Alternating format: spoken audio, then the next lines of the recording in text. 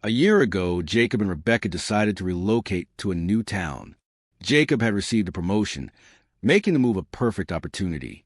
Besides, the town was further south, offering a warmer climate that felt much more pleasant. Of course, this new chapter in their lives meant leaving old friends behind, now thousands of miles away, and try to build new connections. Rebecca also had to start job hunting again. Fortunately, she quickly landed a stable office position in the heart of the city. At her new workplace, Rebecca formed friendships, including one with Chloe, a colleague who had been with the company since nearly the beginning. Chloe knew every little detail, from office tricks to the hidden challenges. At first, getting Chloe's assistance wasn't easy, but over time, they started talking outside of work. Rebecca soon realized that Chloe was an intriguing person, and despite the common belief that making genuine friends as an adult is tough, they truly bonded.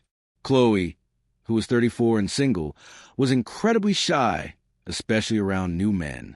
Her nervousness often caused her to blurt out odd, unexpected remarks, practically ensuring she wouldn't get a second date. She had a few relationships she considered serious, but for the men, they were mostly casual flings rather than long-term commitments. One evening at dinner, Rebecca mentioned that Chloe had been ghosted by yet another potential boyfriend and was hoping to meet up at a cafe. A cafe, huh? Jacob sighed.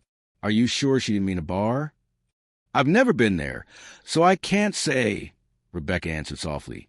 But you know Chloe, no drinking? Jacob asked, raising an eyebrow. Not this time, Rebecca assured him. Last time she came over with a bottle of wine after breakup, she wouldn't stop whining for hours. The next day, Rebecca went to meet Chloe, but what she didn't know was that Chloe hadn't been entirely truthful. Instead of being dumped, she had simply grown tired of being single and decided to try something new, speed dating. A local group was hosting the event, arranging tables in a circular setup, each with a female participant. The men would rotate around, spending 1 minute at each table before moving to the next when the timer went off. At the end, participants would select who they wanted to continue talking to. Rebecca had no idea what she was walking into until she saw the setup. Chloe, you dragged me to a speed dating event? She whispered, shocked. Please don't be mad, Chloe pleaded. I really want to try it, but I was too scared to come alone. But I'm married, Rebecca pointed out, exasperated. You don't have to participate. Just sit and watch, Chloe insisted. However, the organizers didn't allow spectators. To make things worse, one of the female participants had canceled at the last minute, so they seated Rebecca at an empty table.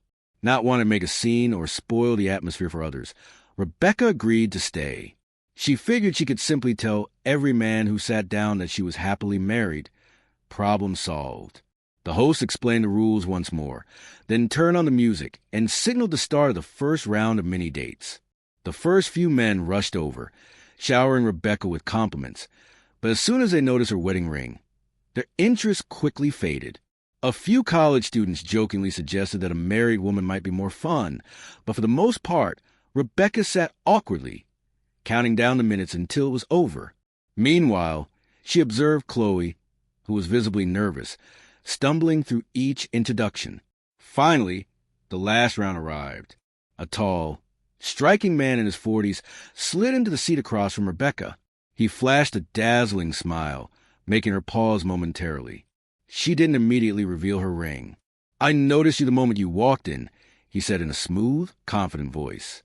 And I also saw your ring. So don't worry, he added, causing Rebecca's cheeks to flush. We're just talking, right? That's not a crime. He chuckled and introduced himself as Ethan. It turned out he was married as well. According to him, his wife was perfectly fine with him attending these events, claiming it was a great way to network for business purposes. Many of the women there were in complicated situations, pressed for time, so these speed dates provided a quick alternative. For him, it was just a fast way to meet potential partners for various projects. Despite the brief interaction, Ethan made a strong impression. He was intelligent, charismatic, and undeniably attractive, causing Rebecca to feel a pang of guilt for experiencing even a slight spark with a stranger. It almost seemed as if he sensed her inner turmoil. As the timer buzzed, He smiled and said, "How about we grab coffee tomorrow? I'd love your input on a restaurant concept I'm developing." Ethan said smoothly as he slid his business card across the table before departing. That evening, when Rebecca returned home, Jacob casually inquired about her day. She responded vaguely, simply stating that everything had gone well, deliberately omitting any mention of the speed dating event. After all, she hadn't done anything inappropriate, so there was no reason to introduce unnecessary tension. However, as the night progressed, she remained unusually quiet, her mind preoccupied with the business card now tucked away in her pocket like a burning secret. Over the following week, Rebecca became increasingly distant, speaking less and often seeming lost in thought. She also started spending more time with Chloe after work, either wandering through the city or grabbing coffee together. At first, Jacob found it a little odd how inseparable his wife and Chloe had become, but he dismissed it as harmless. That was until one afternoon, when he unexpectedly spotted Chloe strolling to the park, hand in hand with a man. So, she finally found someone new, Jacob mused, feeling relieved. Perhaps now, Chloe wouldn't be dragging Rebecca into her emotional turmoil anymore. That evening, as Rebecca walked to the front door, Jacob casually asked, "So, how's Chloe doing?" Rebecca let out an exhausted sigh. "Same old story. She spent hours crying on my shoulder today."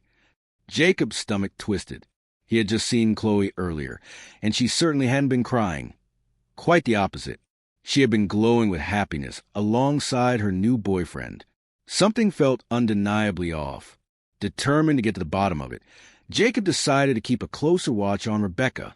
A few days later, he managed to leave work early and stationed himself near her office, waiting. Moments later, he spotted her stepping outside, her pace hurried. She walked straight toward a dark-colored car parked in the lot. Jacob's breath hitched when he saw her open the door and climb in, where the man behind the wheel greeted her with a kiss and handed her a bouquet of roses. A surge of fury rushed through Jacob, but he forced himself to stay composed. Instead of confronting them immediately, he trailed them in his own car. They drove around the city, before eventually pulling up at a hotel. That was the final straw. Jacob slammed his foot on the accelerator, catching up to them as they stepped out. Rage consumed him as he stormed toward them, his fists clenched. Without hesitation, he delivered a brutal slap across Rebecca's face, causing her head to snap to the side. Then he swung at the man, his fist connecting with his jaw and sending him staggering backward. "You unfaithful traitor." Jacob roared at Rebecca, "Hand over your keys.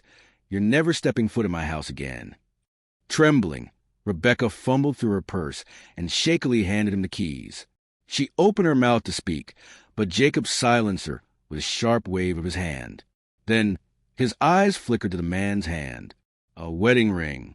Jacob let out a humorless chuckle. Figures. Without another word, he turned on his heel and strode back to his car. Back home, Jacob wasted no time packing Rebecca's belongings, shoving her clothes into trash bags. As he yanked a handful of dresses from the closet, a small slip of paper fluttered to the ground. It was the same business card Rebecca had tucked away that night. Curious, Jacob searched the company online, and there he was, Ethan, his smug face plastered across multiple photos, a face that now filled Jacob with nothing but disgust. Jacob's next move was coldly calculated.